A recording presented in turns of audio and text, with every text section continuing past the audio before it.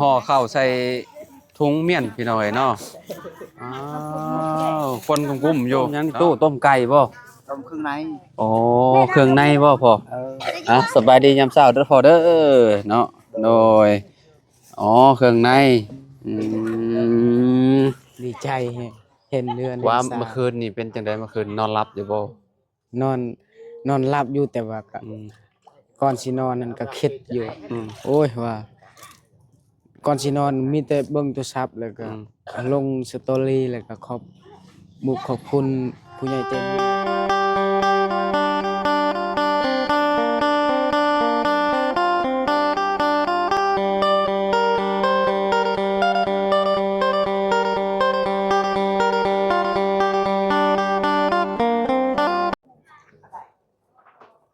สบายดีสวัสดีพ่อแม่พี่น้อง FC เบิดสุขุสุคนเนาะบ่ว่าสิอยู่ใน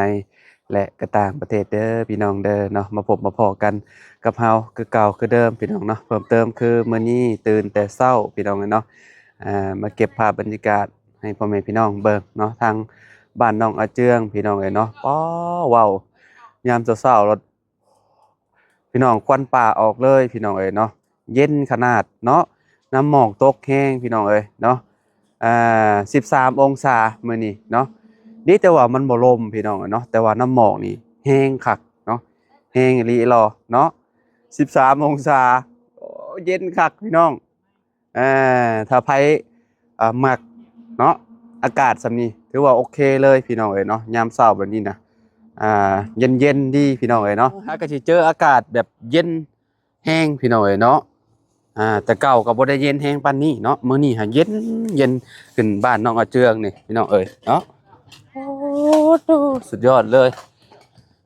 อาเจืองกำลังจัดโต๊ะจีนอยู่พี่น้องเนาะ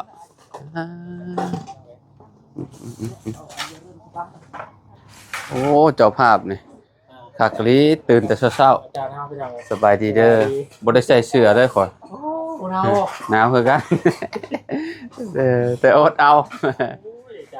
พี่น้อยเนาะ13องศาได้มื้อนี้โดยแม่นโดยโอ้13เด้อของข่อย โดย เย็นแฮงอีหลีเนาะอาบน้ำตัวสิกระแดงสะบั้นเลยพี่น้องมีจักโต๊ะอันนี้น้อง1 2 3 4 5 6มี8บ่8ชุดหนึ่งมี8โต๊ะเนาะโดยตั้งกับ6หน่วยโดย32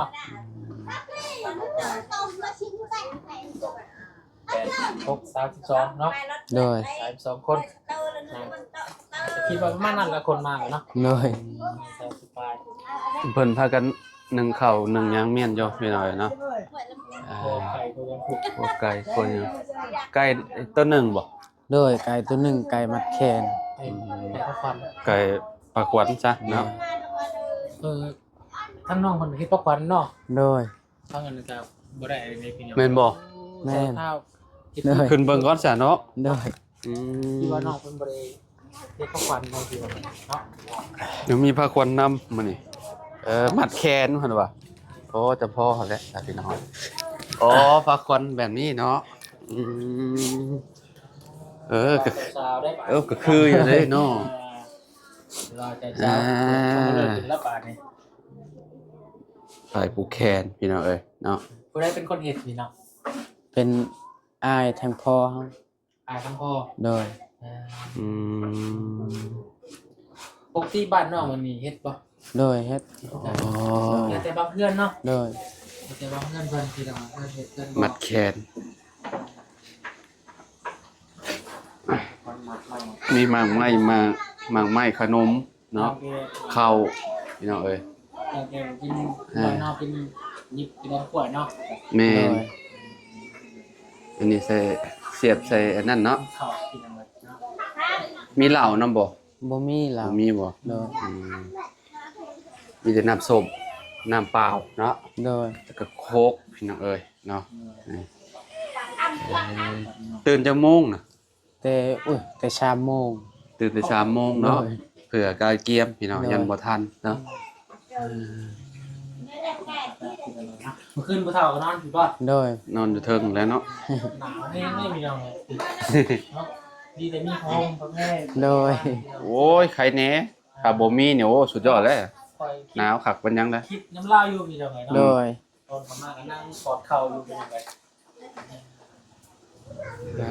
ซอยกันดี พากันเนาะเฮ็ดอาหารอยู่พี่น้องเอ้ย โดย พากันและ น้ำพักกันลินน้ำไปเช้าเนาะ โดย ใครเนี่ยแต่ทันน้ำเนาะ ไง น้ำมาทันพอดีพี่น้องเอ้ย สบาย สะดวกสบายเนาะคะแนนน้ำบ่มาเนี่ยบ่ดื่มยืมน้ำน้องอ้อนอีกนะพี่น้องเอ้ยประมาณผูกจมูกก่อนน้องว่าวันเก้าบ่ 9 โมง ประมาณ ทีมงานอายมาครบ อืม แล้วก็หมู่ครูมา อืม มัด ดี แค่ แล้วเป็นเลือดงานยังดี โดย 9 โมงปฏิเจ้า9 โมง โอ้สุดย แต่ อด ว่าสร้างนี่คันสร้างบ่มานี่มัดบ่ได้แหละต้องสร้างมา แม่น แม่นแหละ ทางมาเช้าอยู่แล้ว โดย มา7 โมง 7 โมง 8 โมงเพิ่นก็มาแล้วเนาะ เดี๋ยวบุญโตบอกไปอีกทีนึง โทรไปบอกโทรไปย้ำเพิ่นอีกเนาะ โดย อ่า ทางมามันบ่ได้อะไรครับเกี่ยวกับ โดยอยากมัดแขนสร้างแน่ ว่ามีสายคนกับมันคือสิบเพื่อนแบบนี้แน่เนาะ โดย แม่น คุณจะดีคนนั้นคนมีเงินมีซ้ำมีมือดีกัน โดย ผมคักได้เราอยากเนาะ แม่น โดย เรื่อยๆสร้างสร้าง เพื่อนงามก็อยู่น้ำสร้างนี่แหละ โดย เนาะ เอาออกมาแล้วมันโมงามมันกินแมงเลย แม่นนะ คนดีเลย อันนี้อาเจืองว่า โอ้คักว่ะถ้าสิเฮ็ดน้ำเพิ่นว่ะเราเห็นงาน โดย เดี๋ยวหัวสร้างเสียงมุสิมาเนาะ สร้างเสียงนั่นบ่ฮู้ว่าสิมาหรือบ่ อืม ว่าแบบเป็นยังพอเรายังอยู่ช่วงรักษา โดยเรา แม่ เรา กำลังรักษาอยู่ตอนนี้ เราเป็นคล้ายว่าขาดร้อนนะทางจิตเนาะ แม่นแม่นแม่น ทางบัตรตามความเชื่อกับ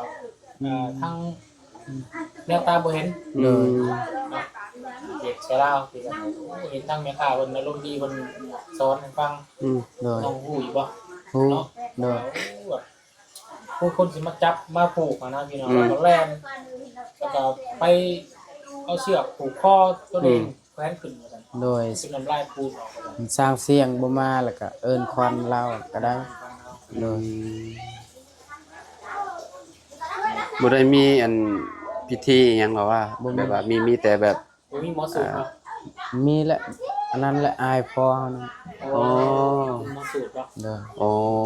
ลาวแหละมามัดแขนหมดบ้านนี่ก็ลาวแหละมัดแขน อืมเออ แบบ หมอสูตร ยังบอกเพิ่นนี่เนาะ โดย บ้านเฮากับหมอพรนั่นแหละเนาะอันนั้นพี่น้องเอ้ย บ่ได้แห่จะนั่งแห่3หอบก่อนบ่ แห่แล้วแต่เช้านี่ แห่แล้วบ่ โดย โอ้เอาเลยแต่จังโมงมัน เอ้า นะ ต้องขึ้นได้เด้ บ่จังโมงว่ะ แต่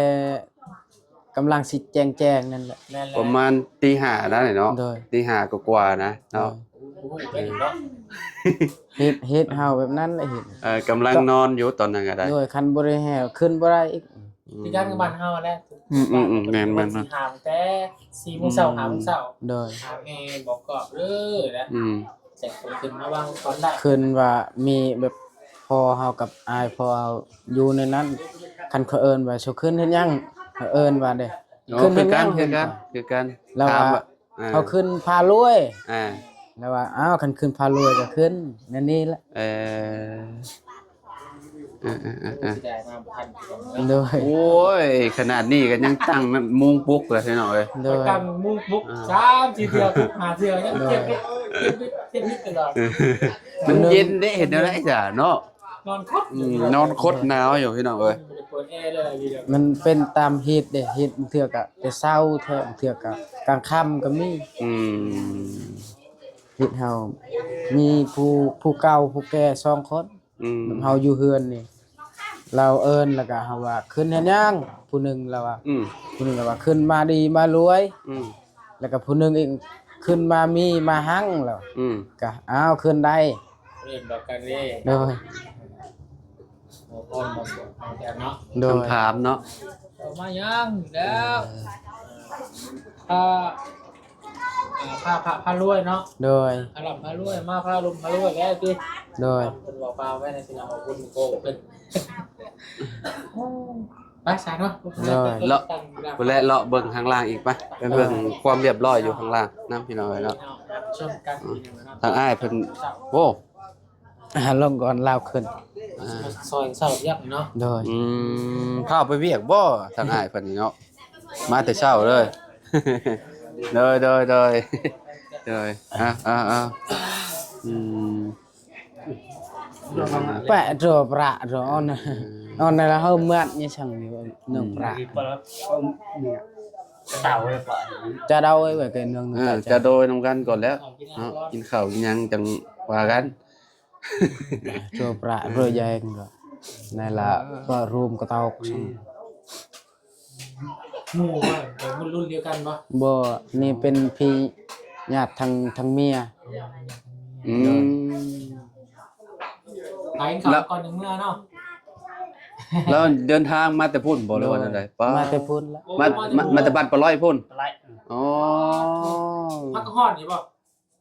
hèn หากระฮอดเมื่อกี้นี่บ่ ha có hot lại là เย็นบ่ได้ว้าวได้เนาะหนาวว้าวพี่น้องเอ้ยขนาดชมเฮาอยู่ใกล้ๆยังพอแห้งเลยพี่น้องเอ้ยเราเฮงมาแต่พุ่นเลย ไปตอนไหนเห็นป่ะออกไปบ้าน ซื่นวานนี่ได้อ cha đâu อยู่ก่อน đâu เนาะอยู่ก่อนอยู่กินข้าวกินน้ำนำกันก่อนพี่น้อง หลายคนอยู่ป่ะ มาหลายเติบบ่ lai lại บอกหลายจะบ่ rồiบอกlại อืม หลับตามมาเนาะ โดยพี่น้องเอ้ยเนาะแดดเริ่มออกแล้วเนาะแดดออกแล้วก็สิเริ่มไข่นี่แหละพี่น้องเอ้ยป้าสะย่างเลาะเบิ่งพุ่นแหละอยู่ข้างล่างพุ่นแหละพี่น้องเอ้ยเตรียมพร้อมๆก่อนเนาะไปลงไปทำกันพี่น้องทางอ้ายเพิ่น แสดงความยินดีน โดยเชิญน้องเจือไป ำcha đâu ấy vậy cha đâu nhìn cho bao cho lạ vậy nâng nó ta chà rồi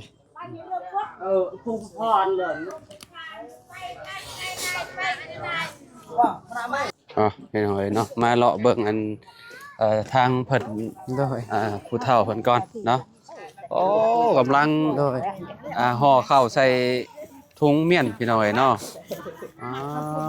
วคนกุ้มๆอยู่เนาะสวัสดีตู้เด้อเนาะตู้อันนั้นน้องน้องยังลืมเลยน้อง ช่วยเพลย์ช่วยแต่ตลอด น้องปูนาเนาะญาน้องปูนาพี่น้องเอ้ยเนาะ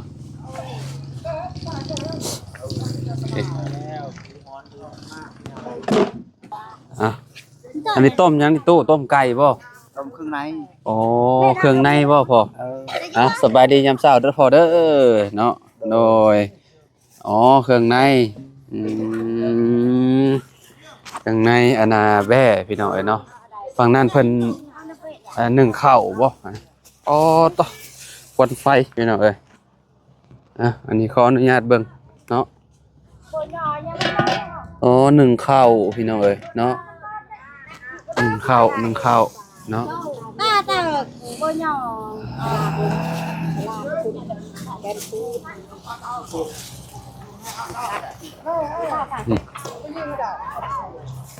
ฝั่งนั้นก็เจ้ากำลังอันนั้นพี่น้องนะกำลังซับพี่น้องซับแบะเนาะสิเฮ็ดลาบพี่น้องเอ้ยเนาะสิเฮ็ดลาบหรือเฮ็ดหยังละก็ถ้าเบิ่งนำกันเนาะถือว่าเพิ่นก็มาซอยกันพร้อมเพรียงเฮียงหน้าอยู่เนาะคนในหมู่บ้านน้องเพิ่นนี่แหละให้มันไหลลงไปฝั่งนั่นเนาะให้มันไหลลงไปหลุมพุ่นลงหนองพุ่นจะบ่ไหลมาทางนี้คือว่าได้การเลยพี่น้องเอ้ยเนาะเต้นก็ถือบอลคักเลยเนาะเวลาแขกคนมานั่งกินข้าวอยู่นี่พี่น้องเอ้ยเนาะนั่งกินข้าวเนาะ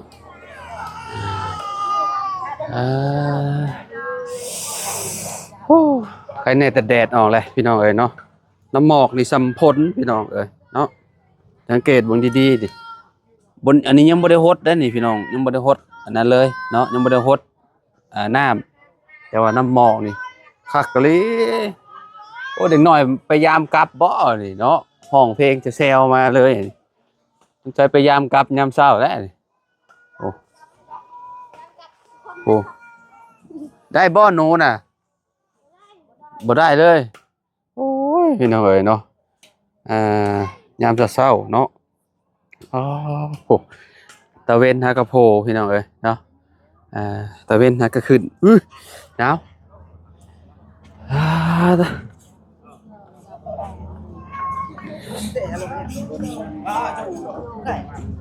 ถ้าเบิ่งอีกเทื่อนึงเนาะว่าสิเป็นจังได๋พี่น้องเอ้ยเนาะตอนนี้ก็เพิ่นกำลังนึ่งข้าวนึ่งน้ำพี่น้องเอ้ยเนาะนึ่งข้าวโอ้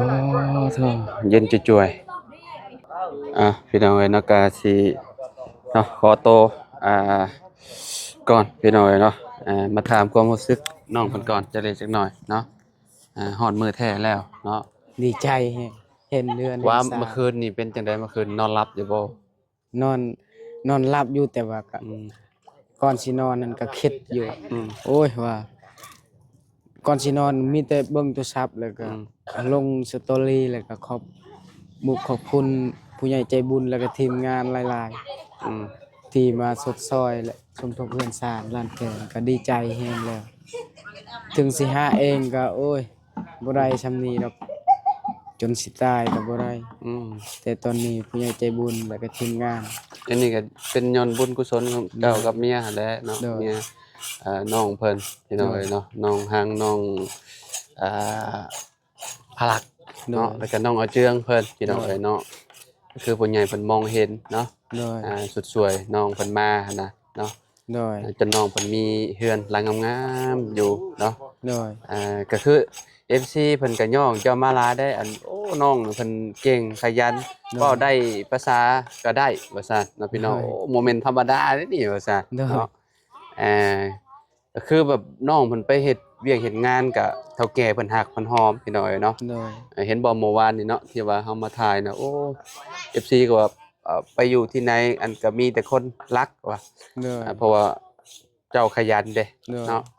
ขยันเฮ็ดเวียกเฮ็ดงานเนาะ โดย เพิ่นมาจะว่ามื้อนี้นะอันคนเวียด2คนน่ะ สองคนนั้นยันเขาคาเวียกตัดกล้วย อืม มื้อวานนี่เรามาบอก เมื่อวานนี่เรามาอันแสดงความยินดีนำ โดย เพราะว่าเวียกเพิ่นหลายเนาะ โดย พี่น้องเอ้ย จังหวะยันลูกแล้วมา อืม ลูกแล้วก็มา ก็คันว่าเพิ่นมาก็เนาะก็คักเลยเนาะ โดย จุมเพิ่นพากันเฮ็ดแต่จังโมงซะอันนี้อาหาร แต่4โมงแล้วตัวแบบ เฮ็ด ตื่นแต่4โมงพุ่นเนาะ โดย แล้วก็ครัวบงครัวแวะพี่น้องเอ้ยเนาะ โดย แล้วก็นึ่งข้าวก็ได้กระสอบหนึงเลยพี่น้องเอ้ยเนาะอยู่ทางนี้เพิ่นสินึ่งข้าวเอาใส่อันนั้นพี่น้องเอ้ยเนาะ โดย ใส่ถังใหญ่เนาะ โดย พี่น้องเอ้ยเนาะก็จังได๋ก็ดีใจนำเด้อน้องเด้อเนาะ โดย ขึ้นบ้านใหม่ใส่หญ้าเต็มพี่น้องเอ้ยเนาะทางบ้านน้องอาเจืองเพิ่นเนาะ โดย วันที่น้องเพิ่นรอคอยเนาะ โดย ก็มาฮอดแล้วเนาะเดี๋ยวจบงานเดี๋ยวจังว่ากันใหม่อีกเทื่อนึงเนาะมาถามความรู้สึกทั้งสองผัวเมียเพิ่นนี่แหละพี่น้องเนาะน้องเจืองน้องหั่งพี่น้องเอ้ยเนาะตอนนี้ก็สิให้น้องอาเจืองเพิ่นไปล้างหน้าล้างตาเนาะเตรียมตัวแล้วบัดนี้พี่น้องแต่งตัวงามๆเนาะ โดย แต่งตัวหล่อๆแล้วบ่ใส่เด้อสุดนี่เด้อ โดย ใส่ชุดอันน่ะสีขาวเนาะ โดย มีบ่สีขาว มีแต่เสื้อและส่ง อื มี บ่ แต่ เป็นห เสื้อ ยัง ก็ได้ บ่เป็นหยังเสือขาวอันน่ะกับเพราะว่าเอาต้องเอาสลับกันนี่หั่นแหละ โดย เนาะเพราะว่าขึ้นบ้านใหม่เพิ่นก็ให้มีแนวขาวๆงามๆเนี่ยพี่น้องเอ้ยเนาะโอเคจ้ะเนาะอยู่ดีมีแฮงขอบคุณ สบาย FC ดี เด้อไปพบกันใหม่พี่น้องเอ้ยเนาะสำหรับคลิปนี้เฮากับบ่าวบุญเนาะขอตัวแล้วพี่น้องเอ้ยเนาะพบกันอีกคลิปหน้าสบายดีพี่น้อง